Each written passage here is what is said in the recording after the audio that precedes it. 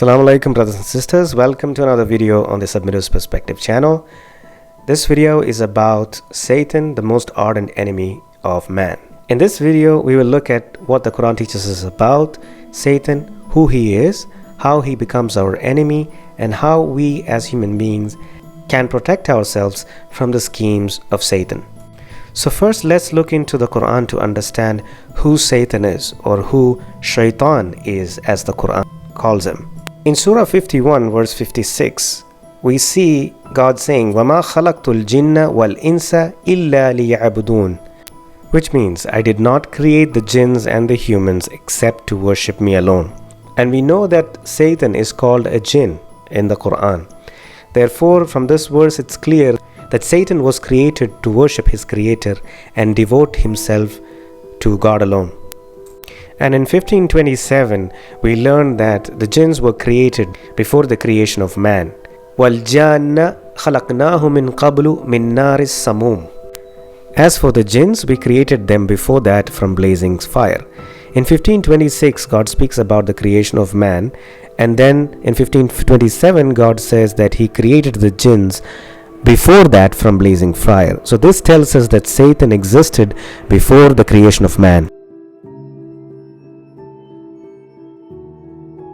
So was Satan a fallen angel?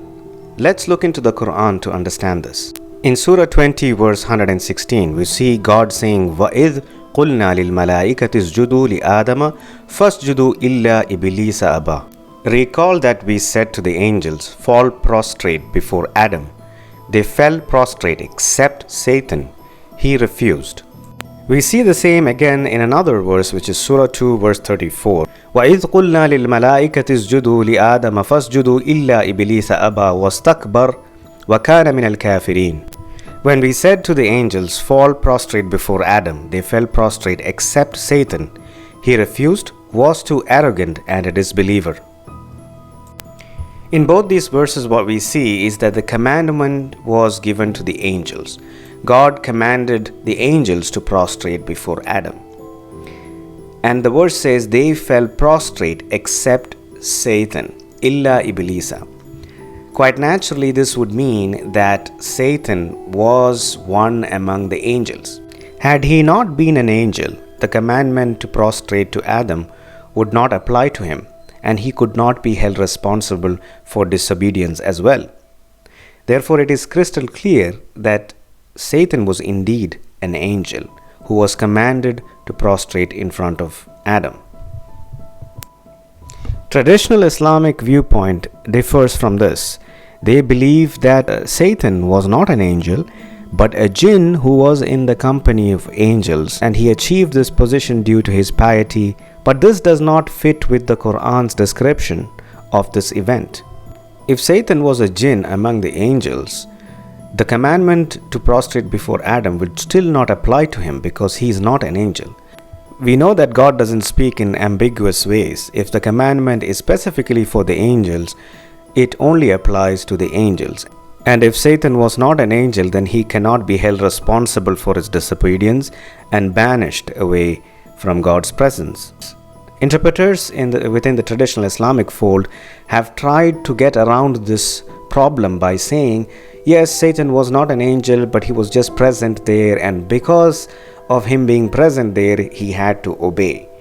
But this explanation has no grounds in the Quran. We do not see any such indication in any of the verses of the Quran. A closer look at Surah 18 verse 50 will tell us that Satan was indeed an angel. The verse says, وَإِذْ قُلْنَا لِلْمَلَائِكَةِ اسْجُدُوا لِآدَمَ فَاسْجُدُوا إِلَّا إِبْلِيسَ كَانَ مِنَ الْجِنِّ. The words كَانَ مِنَ الْجِنِّ has been interpreted traditionally to mean that Satan was one of the jinns. But this interpretation does not fit with the verse. In this verse, God says that Satan was of the jinns as a consequence of his rebellion and disobedience. So if he was a jinn prior to this event, it would make no sense for God to simply repeat that he is a jinn. The statement kana min al-jinni would only make sense had Satan been an angel before and became a jinn after his rebellion. Therefore, the correct translation would be We said to the angels, fall prostrate before Adam. They fell prostrate except Satan. He became a jinn.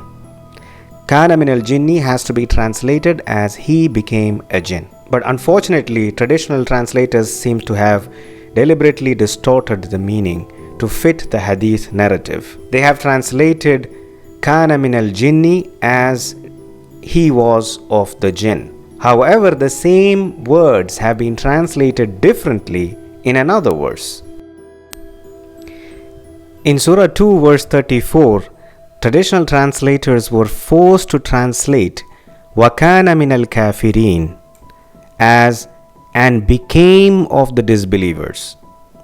It's interesting because the same words كَانَ مِنَ الْكَافِرِينَ and كَانَ مِنَ الْجِنِّ has been translated completely differently. In one instance, it is translated as of the jinn, and here it has been translated as became of the disbelievers.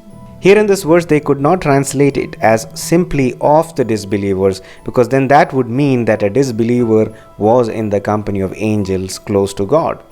So this again proves that the correct translation of kana min al-jinni is he became a jinn. But when the evidence of Satan being an angel is presented, it is often rejected, citing the argument that angels do not have the ability to disobey God. And they use the verse 1650 to prove this. So let's look at the verse 1650. It reads, يَخَافُونَ رَبَّهُمْ مِنْ فَوْقِهِمْ وَيَفْعَلُونَ مَا يُؤْمَرُونَ. This is basically saying that the angels, they fear their Lord above them and they do what they are commanded. So as you can see, the verse simply says that the angels do what they are commanded. It doesn't say that they cannot do other than what they are commanded. In no way does this verse say that angels are incapable of doing anything else other than what they are commanded. It simply says that the angels always obey their orders. That's because if they do not obey the order, then they are no more angels. It's as simple as that. Now that we know from the Quran that Satan was indeed a fallen angel who became a jinn due to his rebellion, let's look at what the Bible, which also gives the same description about Satan as a fallen angel, say further about Satan, and then we will compare it with what God says about Satan in the Quran. In Isaiah chapter 14 verse 12 to 15, we can see the fall of Lucifer, which is referring to Satan. It says, "How you are fallen from heaven, O Lucifer, son of the morning! How you are cut down to the ground, you who weakened the nations! For you have said in your heart, I will ascend into heaven. I will exalt my throne above the stars of God. I will also sit on the mount of the congregation, on the farthest sides of the north. I will ascend above the heights of the clouds. I will be like the Most High." From these verses, what we understand is that Satan had supercilious thoughts where he felt that he could be like the Most High. The verses in the Quran appear to be confirming the Bible's narration that Satan had supercilious thoughts. When you look at verses like 1761, you can see Satan saying, "Shall I prostrate to one you created from mud?" This is when God commanded the angels to prostrate. Satan responded by saying, "Shall I prostrate to the one you created from mud?" And in the next verse, he said, "Since you have honored him over me, if you respite me till the day of resurrection, I will possess all his descendants except a few." So here we see Satan challenging God. And that confirms what the Bible says about Satan having supercilious thoughts and thoughts that he could be a god beside God. Because if he was a submissive creature to his creator, he wouldn't ever think of challenging the creator. But the Quran says that Satan went to the extent of challenging God and trying to prove him wrong. So this says that Satan believed deep down he believed that he could be equal or similar or like God, and this is why he said that he will divert human beings away from God's path and establish authority over them.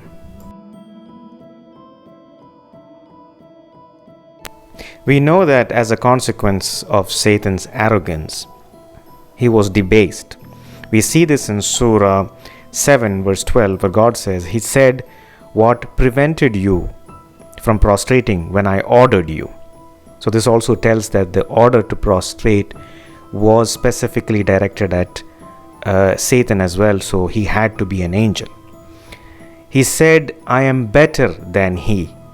You created me from fire and created him from mud." So here Satan is showing his arrogance and his superiority complex. And in the next verse, God said, "Therefore you must go down, for you are not to be arrogant here. Get out, you are debased." But Satan responds by asking God for a respite. He said, "Grant me respite until the day of resurrection." And why is he asking for the respite? He's asking it for a reason. God says, "You are granted respite." So God grants him a respite until the day of resurrection. And he explains why he wanted the respite. Satan says, he said, "Since you have willed that I go astray, I will sculpt for them on your straight path. I will come to them from before them and from behind them and from their right and from their left, and you will find that most of them are unappreciative." So here in this verse, Satan is telling God that he will send the human race astray and make them unappreciative of God. He is basically challenging God and his absolute authority. This is what we see in these verses. And God has given him the permission to do so for a temporary period, and that is until the day of resurrection. So for Satan to prove his claims, God gave him respite to mislead the human race. And for that to happen, God gave him authorities on earth. And this is what we see in Surah 2 verse 30. وَإِذْ قَالَ رَبُّكَ لِلْمَلَائِكَةِ إِنِّي جَاعِلٌ فِي الْأَرْضِ خَلِيفَةً. And when your Lord said to the angels, "Indeed, I will make upon the earth a successive authority." We have to study this word to clearly understand what it means. If you look at the various forms of this word in the Quran, you will see different meanings. It can mean vicegerent, it can mean successors, it can mean alteration, contradiction, etc., which basically tells us that a Khalifa is someone who is being appointed in place of another. And since God is the one who's appointing this Khalifa will act as a successor or a substitute for the divine authority on earth. Now, this does not mean that divine authority or God's authority does not apply on earth. It simply means, as we see in these various forms of this word in the Quran, that there can be a contradicting authority or an alternate authority on earth on a temporary basis. God is appointing this Khalifa to act as an opposing force on earth. Some people are outraged when they hear Satan being referred to as a temporary God. They would say, well, there is only one God, so why call Satan a temporary God? This is because of their lack of understanding of the Quran. Because if you look into the Quran, for example, in Surah 36 verse 60, God says, "Alam ahad ilaykum ya bani Adam alla ta'budu shaitan." Did I not enjoin upon you, O children of Adam, that you not worship Satan? Now, why would God say not worship Satan? La ta'budu shaitan. Is God saying that there is a God beside God that who can be worshipped? And the answer is, on this earthly dimension, yes, Satan can be taken as a God and worshipped. So this is why we see commandments like this. La ta'budu shaitan, do not worship Satan. And so the name temporary God is very appropriate for Satan.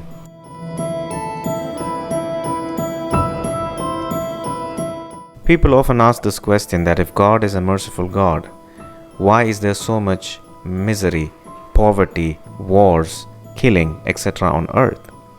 And this is because of a misunderstanding. If they understand that Satan has been appointed as a temporary god on earth, they would know the reason behind all of these. In Surah 24 verse 21, God says, Ya ayyuhalladhina amanu la tattabi'u khutuwati shaitan wa man yattabi' khutuwati shaitani fa innahu ya'muru bil fahsha'i wal munkar. O you who believe, do not follow the footsteps of Satan, and whoever follows the footsteps of Satan, indeed he enjoins immorality and wrongdoing. So we know from this verse that the source of all misery, wars, killing, and injustice on earth is not God but Satan. Satan entices the human being to shed blood and commit vices and injustice on earth. And this is why God sends guidance to the human race so that we realize this and mend our ways. So the question that why a merciful God is not preventing such horrible acts of violence and injustice and misery on earth is a wrong question, because the human being is perfectly capable of stopping it himself, and to enable him to do that, God sends down guidance through his messengers as a mercy to the humankind. But we instead follow the footsteps of Satan, the majority of us, and this is why we experience misery, wars, killings, and all kinds of suffering on earth. Unfortunately, Satan has duped many people into believing that the source of all this is God. But the Quran clearly tells us that the source of all fahsha'i wal munkar is Satan. The source of all evil and vice is Satan.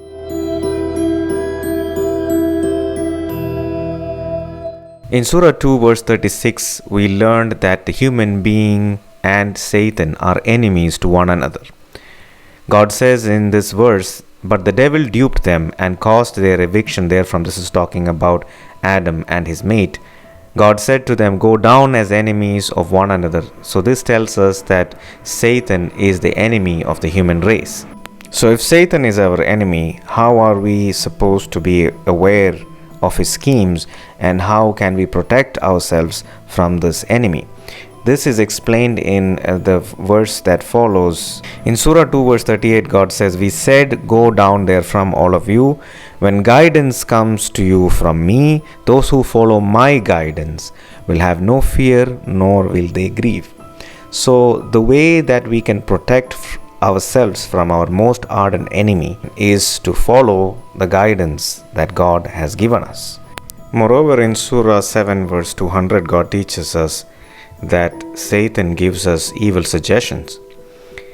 It says, وَإِمَّا يَنْزَعَنَّكَ مِنْ شَيْطَانِ نَزْعٌ فَاسْتَعِذْ بِاللَّهِ إِنَّهُ سَمِيعٌ عَلِيمٌ. And if an evil suggestion comes to you from Satan, then seek refuge in Allah. Indeed, He is hearing and knowing. So this tells us that the evil thoughts that comes into our mind is not our own. The evil ideas are being inserted into our consciousness by an external force, and that is Satan. This awareness that such evil thoughts are not our own will make us better capable of seeking refuge in God. The Quran also teaches us through various commandments and a history of how to be aware of Satan's schemes and protect ourselves from being claimed by him. I hope watching this video has been an enlightening experience for you. Please support this channel by subscribing to the channel, and also don't forget to hit the like button. Thank you for watching this video. Peace be upon you all.